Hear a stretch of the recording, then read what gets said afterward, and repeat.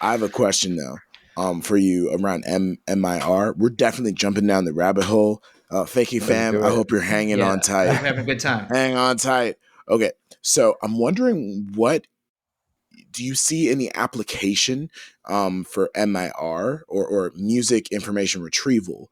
Do you see any application with that, with blockchain technology, when it comes to maybe copywriting, or being able to identify specific language in songs, and noticing when people are trying to maybe re-upload your music that you made? Or do you think this could have like any implication in like making sure that like people that make a song can have a definitive, metadata timestamp using blockchain technology that can prove that they made the song at a specific time using machine learning, and taking the metadata and putting it on a blockchain?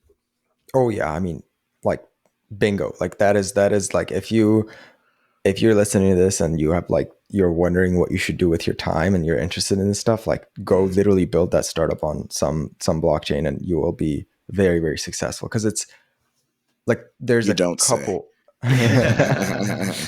like there's a couple of components to this, right? There's Yeah. one is having a shared source of like anytime you want to have this kind of hey, I made it first claims that are enforceable. You need a shared source of truth for like making claims, and up until now it's been copyright, and it's like really annoying, and most people don't want to deal with it, right? Unless you have a label that's got a legal team that's whose entire job is to do this stuff. Most people don't do it. So that, yeah, with some blockchains, that is kind of solved, and I think they'll get to a point where that is actually solved. Then there comes the sort of technical ability of fingerprinting and being able to say, okay, this audio, this little thing that I just wrote, some aspect of it is mine. It gets philosophical and like difficult to answer, because how do you determine what exactly it is? If I take that sound and like pitch it up and down or chop it up, is it still yours? I don't know. I would say that like the easiest answer to give is like if you imported my sound into something or like recorded it, it's mine. Like I should get something. Maybe the whole output isn't mine, but like you used one of my things.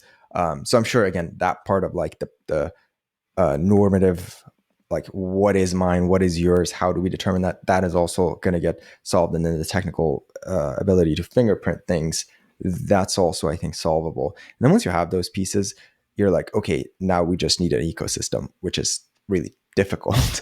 But I do think because the incentives are aligned such that like if you are right now like a beat maker or like sound kit maker or loop kit maker, you essentially just like upload your shit to BeatStars or like I don't know, one of the platforms, and just hope that people don't steal it, don't share it on Reddit, and like that's basically it, right?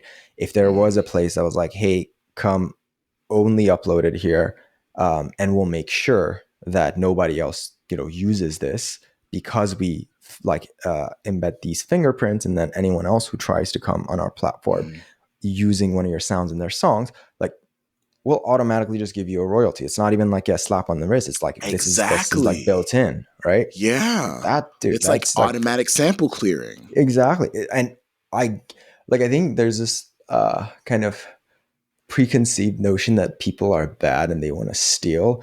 And I feel like in at least my life, maybe I've just been fortunate to know mostly good people, but like people are good. Just doing the good thing is usually the harder thing to do. And people are lazy Yeah. and they're just like, I'm just trying to get this song out. As someone who's spent a lot of time like now having to like learn the legal side of things of sheet music and arranging and rights clearance and putting, doing a cue sheet for a film and using this free sound versus that, I think that that's one of the key things. It's so difficult to go through the right way. You will get it wrong anyways, and that it doesn't match. Like I think about this with any type of regulation or system that's in place. If it's not working, you need to fix it. To do, if it's not doing what it was intended to do, then you need to change it. And so anyone who's out there making music, even the biggest companies, if they want the like legal checked all the boxes way to go about either Forget performing it. some arranging or to have this song in it, you're telling me that everyone out there who gets a call from a client and says, "Hey, can you do music for X? It's due next week," is going to say, "Hold on, I need to talk to 40 different lawyers Yep. to get Who are all clearance." gonna tell me no, don't do. Yeah. And they're gonna be like, "Hey, this phone call was more expensive than you're gonna get paid for the project." Yep. Like it's never gonna happen. And so No. no one does it. So it's clearly a flawed system because then everyone loses. Everyone winds up losing. And when they make it simple for you, you sell that sheet music, you sell that thing. They're giving away like 90%. You get nothing. So you're not incentivized. There's really no incentive to go through and do these things. But I think it's like an interesting little wormhole of where a good example of a machine learning or AI type system comes into play because it is really hard. Like Drew and I've done a lot of research on this in the blockchain space, figuring out was this a worthy avenue for us to pursue? And there were so many cons and very little pros that it didn't necessarily seem like a good first step because just to prove that initial ownership is still hard to do on the blockchain. Why? Mhm. Because you can create a sound, but how is that sound processed through the world? If someone compresses it, if someone does an EQ on it, if someone alters it, Exactly. it can remove you can get fancy. Some companies, when they're doing these at the high level, there is digital, like there is audio watermarking. If you put it in the metadata, that can be stripped and then it's gone.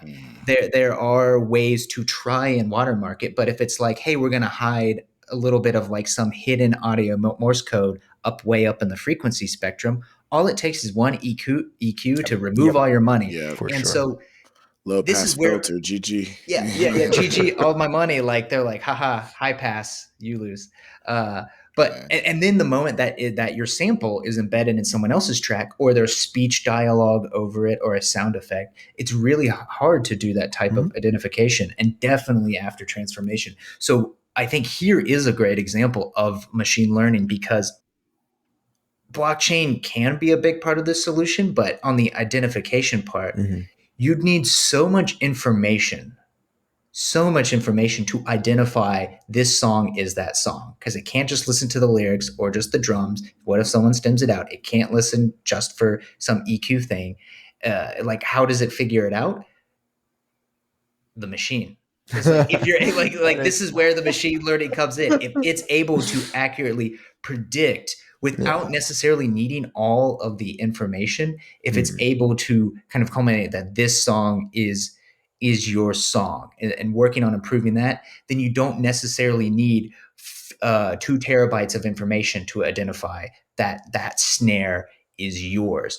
And that's kind of like the downside and the hard part of blockchain is that you can't have 2 terabytes of information per song stored on there. Like you lose at scale. So there's Mhm. kind of this like almost like nice symbiotic relationship, it seems, that could come from having this machine learning to process it without having to store all that data and then using the efficiencies and protections of blockchain to kind of manage uh, the action being actionable on that learning.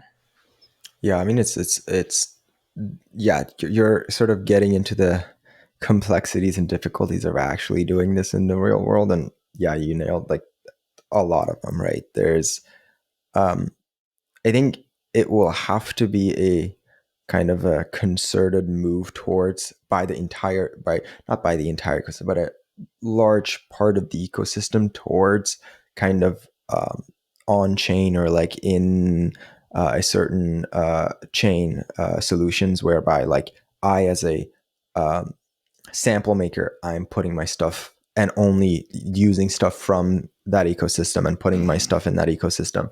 And then the loop kit makers are taking from that ecosystem and putting back into the ecosystem. The beat makers are taking from the ecosystem back to the ecosystem.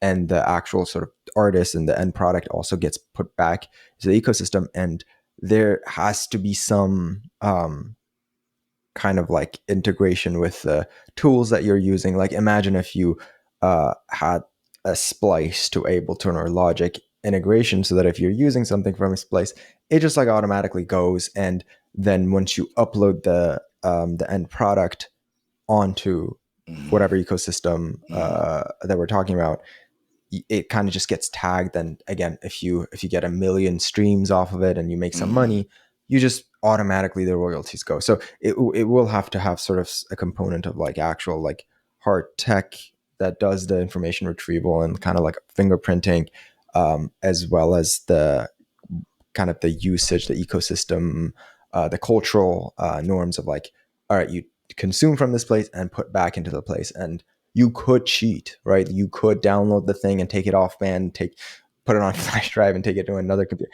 something like that, right? Like you could do it, but it's just like, I think if you make it easy enough, if you make that the easy path and people understand that, like, dude, I'm not cheating some big corporation if I cheat and like screw these people over. I'm screwing like, this dude that I follow Yeah.